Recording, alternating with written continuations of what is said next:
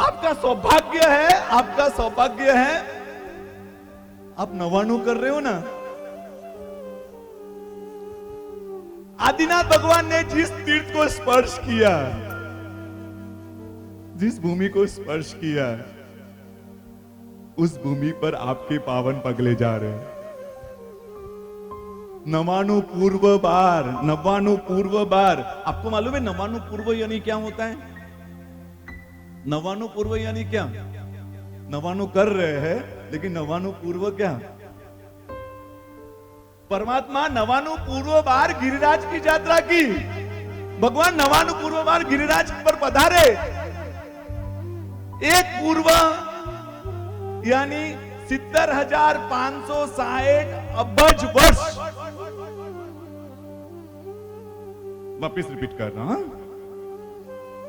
एक पूर्व यानी 70,560 अब्ज वर्ष इंटू 99 गुना 99, जो संख्या आएगी ना, उतनी बार ऋषभ प्रभु के पावन पगले इस तीर्थ पर हुए। वो तीर्थ हमें मिला।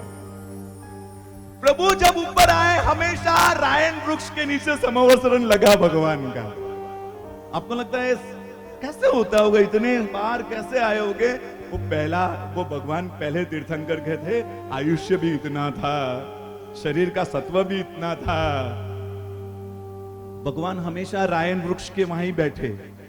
ये जो रायन वृक्ष है ना, जिनका पास आपको बैठने का सौभाग्य मिलता है, भगवान हमेशा समोर शरण वहां लगा हुआ है। आज भी आवाज सुनोगे ना, ऋषभ के पावन पगलों की आवाज आज भी सुनाई देगी रायन वृक्ष के। वो सुनने के अरमान होने चाहिए।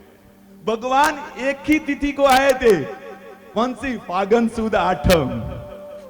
फागुन सुद आठम ही सिलेक्शन हुआ था भगवान के यात्रा का।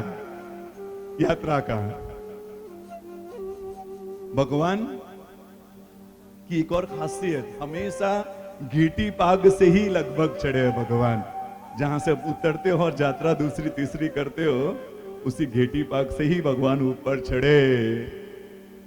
एक भाई को जब ये मालूम पड़ा कि भगवान ने घेटी पाग से ही भगवान ने नवाणु पूर्व बार आए, उनको इतना आनंद हुआ, उन्होंने भी नवाणु की। आयम्बिल के साथ नवाणु घेटी पाग से की। कोई व्यवस्था नहीं, आते थे वहां से आयम्बिल करने यहां, और नवाणु की, घेटी पाग से नवाणु की। और सुनकर अरमान हिल जाएंगे, पूरी नवाणु का हर यात्रा 6 गौ का किया। जो पूरी नवाणु में सिर्फ एक बार करते हो, उन्होंने पूरी नवाणु 6 गौ की आयम्बिल के साथ की, क्योंकि प्रभु घेटी बाग से गए थे। यह हमारा सौभाग्य।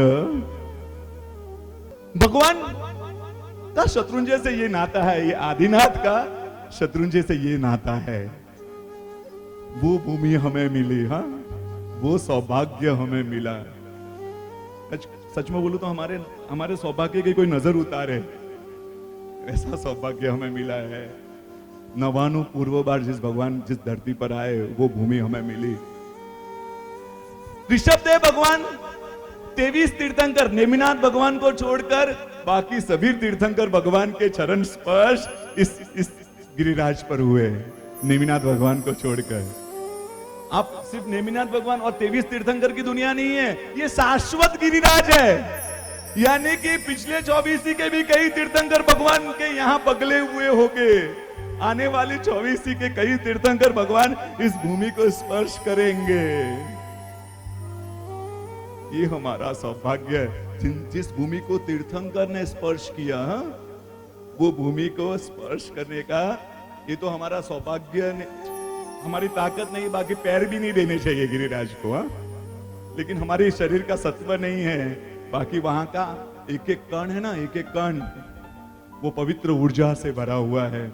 हमने सिर्फ दादा की यात्रा को ही गिरिराज की यात्रा मानते हैं, ऐसा नहीं है। गिरिराज की पहला पगथिया भी आप चढ़ते हो ना, तो गिरिराज की यात्रा है। कि हर एक कण में अनंत अनंत अनंत सिद्ध भगवान बैठे हुए हैं। वो गिरिराज